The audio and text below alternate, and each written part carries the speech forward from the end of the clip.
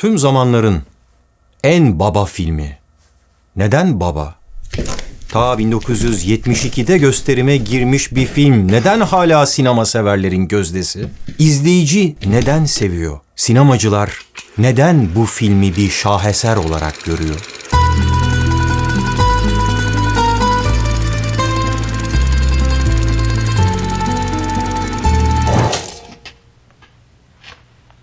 That I cannot do. Bir filmi sevmekle iyi bir film aynı şey olmayabilir. Bazen bir film size kendi hayatınızla ilgili bir şeyleri hatırlatır. Filmin konusunu kişisel olarak önemli buluyor olabilirsiniz. Bazı filmleri değişik nedenlerle diğerlerine göre daha çok sevebiliriz. Bir de kişisel bir anlamı olmasa bile sinemasal, sanatsal olarak iyi kabul edilen filmler vardır. Sonuçta film sanatını ciddi bir iş olarak kabul eden, bir disiplin haline getiren koca insanlar, koca üniversiteler, akademik kurumlar var. Yani bir filme iyi diyebilmek için nesnel, objektif kriterlerle filmleri araştırmak, okumak, analiz edebilmek mümkün. Üzerinde bir felsefe inşa edilebilecek kadar güçlü, geniş bir alandan söz ediyoruz. Sinemadan. İşte tüm bu ciddi kriterleri masamızın üzerine koyduğumuzda İtalyan asıllı Amerikalı yönetmen Francis Ford Coppola'nın Godfather ya da Türkçe adıyla Baba filmi çekildiği günden beri hep en üst sıralarda oldu.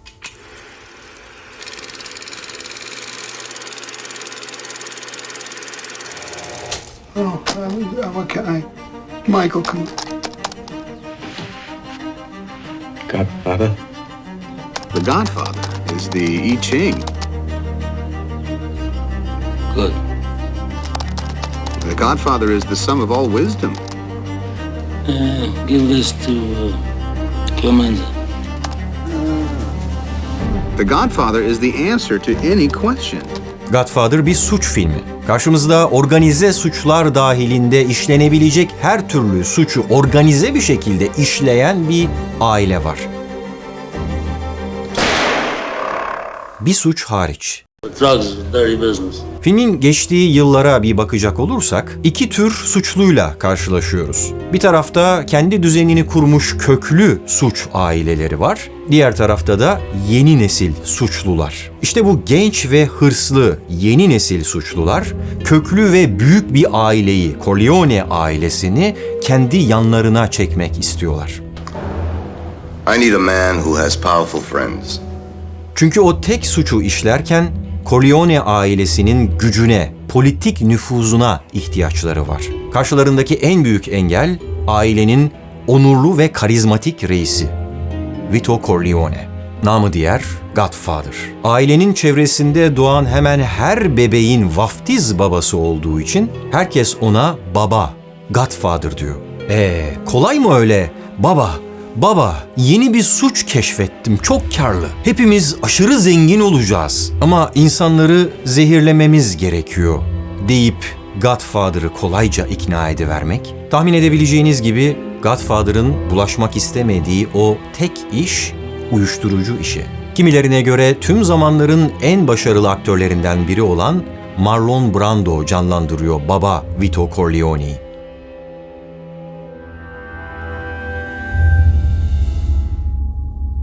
Filmin oyuncu seçmelerinde bir bulldog gibi görünmenin o karaktere çok daha gerçekçi bir şeyler katacağını düşünmüş bu aktör ve benim şu anda yaptığım gibi damağının içerisine yün ve pamuk karışımı bir şeyler sokuşturmuş. Yönetmen bu fikri beğenince bir diş doktoru özel bir protez imal etmiş ve sinema severlerin hafızasına kazınan o meşhur baba imajı ortaya çıkmış. Ben daha fazla tutamayacağım bunları ama. Godfather filmini özel yapan bir dönem filmi olması değil ya da sadece uyuşturucu gibi o zamana göre yenilikçi olan bir konuyu işlemesi. Bu konuda da bir ilk değil Godfather filmi. Uyuşturucu ticareti, mafya, silahlar, suç dünyası, kokuşmuş polisler, dehşet veren çatışma sahneleri, bol cinayet, bol kan. Bu saydıklarım ön planda değil, arka planda. Bunlar sadece öykünün atmosferini oluşturan yardımcı araçlar. Godfather filmini özel kılan, onu baba yapan şey ise öykünün ta kendisi.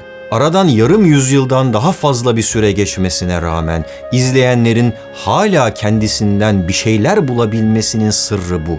Tüm ölümsüz öykülerin de sırrı bu. Ölümsüz öyküler işte böyledir. Aslına bakarsanız hep birbirini tekrar ederler. Ama öz hep aynı kalır. Ortam, atmosfer, karakterler, kişiler, insanlar değişir ama işte bu öz değişmeden aynı kalan tek bir sabit gibidir. Bu film adı üstünde baba ile ilgili, bir de oğullarıyla.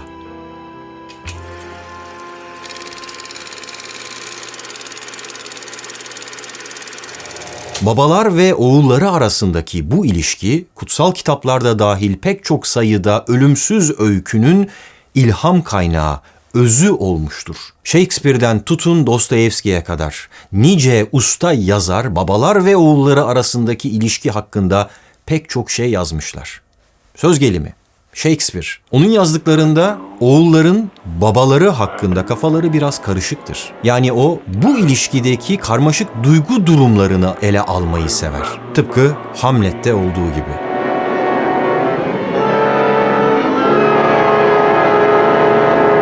Dostoyevski ise Karamazov ailesine bakar. Orada oğullarının dünyasından kopmuş, bencil ve kötü bir baba figürü çizer.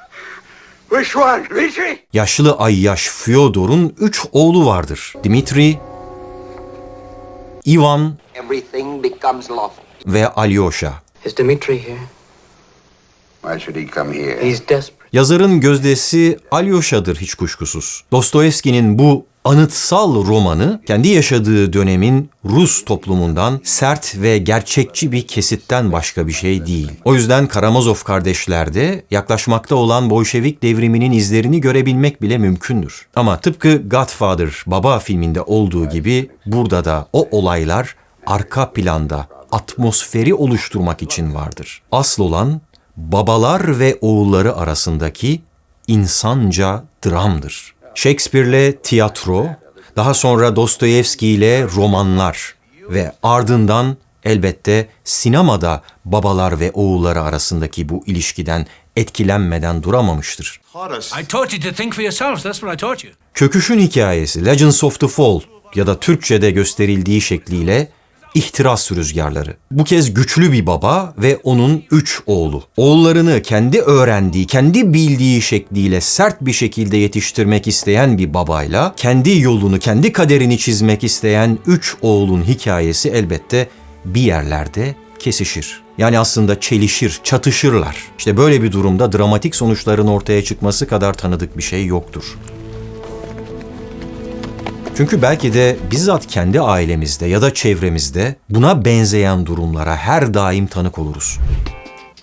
Konuşan bu beyefendinin sözünü balla kesmiş gibi olacağım ama biliyorsunuz artık filmleri genellikle buna benzeyen ekranlardan, bilgisayar ekranlarından, televizyon ekranlarından ama genellikle de kaynak olarak internetten izliyoruz. Bulunduğunuz yerden rahatça ve güvenle izleyebilmek için bu videonun sponsoru NordVPN'i kullanabilirsiniz. 60 ülkedeki 5200'den fazla sunucudan herhangi birini seçerek tek bir tıklamayla dünyanın herhangi bir yerinden internete giriş yapabilirsiniz.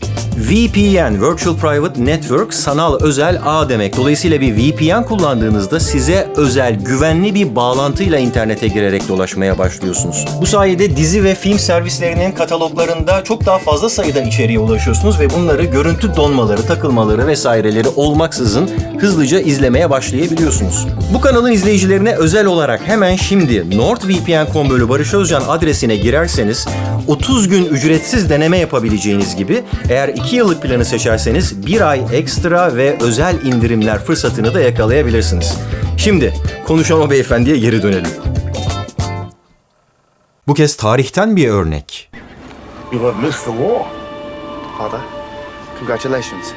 Gladiatördeki baba ve oğul, koskoca Roma İmparatorluğu'nun en tepesinde hem imparator hem de filozof olan Marcus Aurelius, mirasını devretmeye layık bir oğlu olmadığını düşünüyor.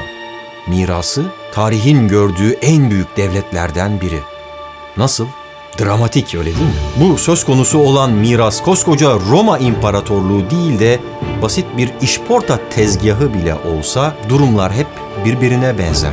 Bize yine babalar ve oğulları arasındaki o tanıdık hikayeleri verir. Yani dramatik açıdan pek de bir şey değişmez.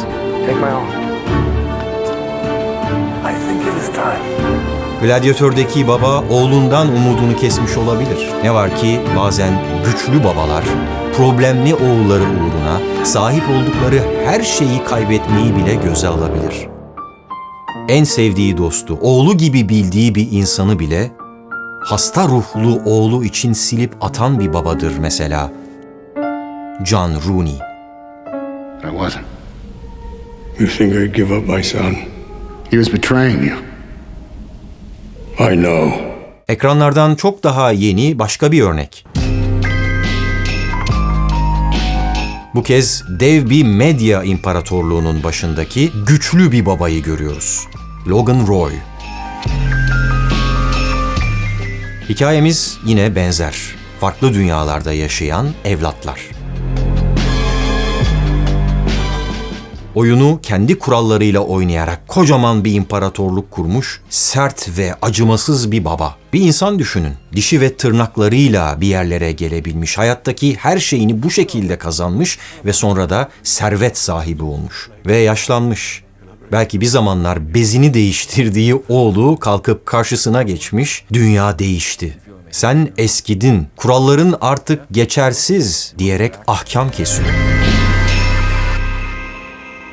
Yepyeni bir neslin yaşadığı yepyeni bir dünyada babayla oğul arasında böylesi bir çatışma çok olası değil mi? Hele ki konu iş, para, finans gibi güç göstergeleri ise zor durumlar ve her zaman gündemde olan konular. İşte tam da bu yüzden öykü anlatıcılarının yolu öyle ya da böyle bir şekilde ama her zaman babalar ve oğullarına doğru çıkar.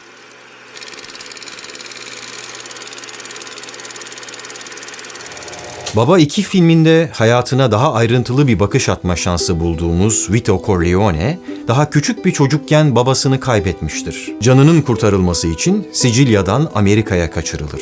Kaçması sağlanır. Babasız büyümüştür ama bir aile kurup kendi halinde bir hayat sürmek istemektedir. Bunun için de ufak tefek işler yapar. Namusludur. Ta ki yolu kazandığı 3-5 kuruş paraya bile gözünü diken bir zorbayla kesişene kadar. Herkesi korkudan tir tir titreten zorba Fanucci, sert kayaya çarptığını farkında bile değildir. Suça bulaşmaya hiç niyeti olmayan, fakir ve uysal göçmen Vito, ailesinin geleceğini korumak için neleri göze alabileceğini henüz kendisi bile bilememektedir. Fakat biz öğreniriz ki aile Vito için birinci kutsaldır. Babalar ve oğullarını anlatan öykülerde babalar eşitliğin hep bir tarafında ve hep yalnızdırlar. İşte Vito Corleone de böyle yalnız bir baba. Güçlü ve iradeli. Kendi doğruları var.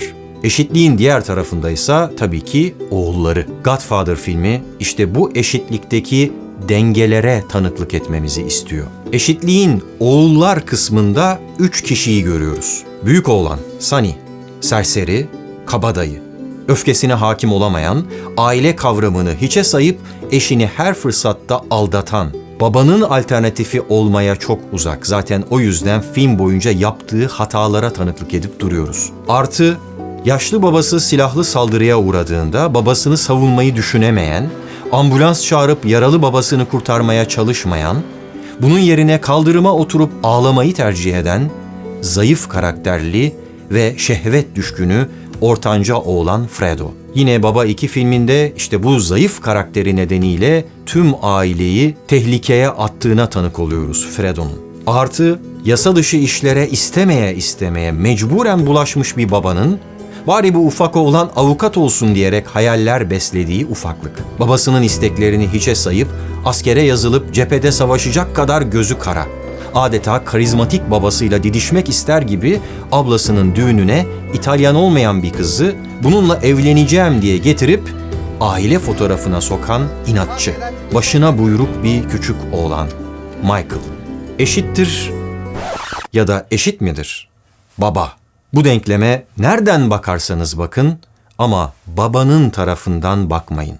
Vito'nun durumu içler acısı. Onu buradan çekip aldığınızda ayakta kalabilmesi zor bir denklem bu. Dünyanın en güçlü insanı olabilirsiniz. İmparatorlukları, dünya çapındaki şirketleri ya da suç örgütlerini yönetebilirsiniz. Ama arkanızda bir iz bırakamayacak olmak ne kadar da tatsız bir durum, öyle değil mi? Yok mu sizin de aile çevrenizde konuşulan ya da bizzat kendinizin tanık olduğu buna benzeyen olaylar? Hayatı boyunca çalışıp didinmiş, bir yerlere gelmiş olan bir babanın ölümünden sonra bu servetini evlatlarının çarçur ettiği hiç mi görülmemiş? Sakın aman canım bu da bir hikaye deyip geçmeyin. Hikayeler bize bizi gösterir. Hele hiçbir zaman ölmeyen bu evrensel hikayeler bize insan adında korkularla ve hayallerle dolu bir yaratığı. Peki ya evlatlar hep haklı olsa, herkes kendi bildiğini yaşayacak olsa ne olurdu? Yani önceki nesillerin bilgisi, tecrübesi bir şekilde hiçbir işe yaramaz olsa, şu an muhtemelen hala yeryüzünde avcı toplayıcı olarak geziyor olurduk. Öte yandan geçmiştekiler, babalar hep haklı olsa, durum yine pek farklı olmaz. Yeniliklere hep karşı çıksak, değişen dünyaya adapte olmaya, uyum sağlamaya çalışmasak, hep dirensek, sonuç yine aynı olur. Demek ki konumuz eskiyle yeni, babalar ve oğulları arasında bir tercih yapmak değil. Evet, biraz daha Freudian bir bakış açısıyla babalar ve oğulları arasında bir rekabet olduğundan söz edebiliriz bu tür öykülerde. Ve evet, aynı şeyi Godfather Baba filminde de görebiliriz. Sonuçta son derece maskülen bir film bu. İçindeki kadın karakterler son derece belirsiz. Varla yok arası. Söz gelimi, öyküde kutsal bir anne var. İlk bakışta onu aileyi ayakta tutan bir karakter gibi görebilmemiz kolaycılık olur. Çünkü işin aslı aile ölüm kalım mücadelesi verirken bu anneyi bize karar vericiler arasında göstermiyor. Evet, kız kardeş Connie Baba 2 ve Baba 3'te durumu biraz toparlıyor ama bu ilk filmde bir tür acıların kadını olmaktan öteye geçemiyor Connie'de. Godfather filmi güç ve şiddet eğiliminin fazlasıyla baskın olduğu eril bir dünya resmi çiziyor bize. Bir kralın ölüp yeni bir kralın doğuşuna tanık oluyoruz. Filmin öyküsü insan arketiplerini yalın bir şekilde ortaya koyuyor. Dolayısıyla onu ilk izlediğinizde gördüğünüz o suçla, şiddetle dolu ortamı, yani atmosferi bir kenara bırakacak olursanız, içindeki gerçek öyküyü görebilmek için öyle herhangi bir konuda uzman olmaya gerek yok. Öykünün karakterleriyle özdeşleşebilmek için zengin, eğitimli, suçlu ya da masum olmak zorunda değilsiniz. İnsan olmak yeterli. Nesilden nesle aktarılan ve bir şekilde ölümsüz hale gelen öykülerin sırrı, ortak noktası tam da bu işte. Godfather filmi yoğun bir şiddet içeriyor ve içindeki kahramanlarıyla ahlaki bir düzlemde buluşabilmemiz neredeyse imkansız. Filmin ana karakteri bir anti kahraman. Dolayısıyla yüceltilecek bir tarafı yok. Düpedüz kötü insanlar bunlar. Masum değiller ama unutmayın, bunlar insan, bizim gibi. Çoğumuz bir babayla, bir baba figürüyle büyüdük. Dolayısıyla babanın ne demek olduğunu yine çoğumuz biliyoruz. Sonra bazılarımız baba da oldu. İşte o yüzden izlerken sık sık ben olsaydım diye düşünmeden duramıyoruz. Kendimizi o karakterlerin yerine koymaktan alıkoyamıyoruz. Tam da bu yüzden o öyküler bize bizi gösteriyor. İster baba olalım, ister oğul, o öyküye bakınca kendimizden bir şeyler mutlaka buluyoruz. Oğulların babalardan öğreneceği çok şey var. Ama babaların da oğullarından. İşte Godfather filmini özel kılan bu. Bu kadar görünür olduğu halde bizim görmekte güçlük çektiğimiz hayatın gerçek öykülerinden birini bize göstermek.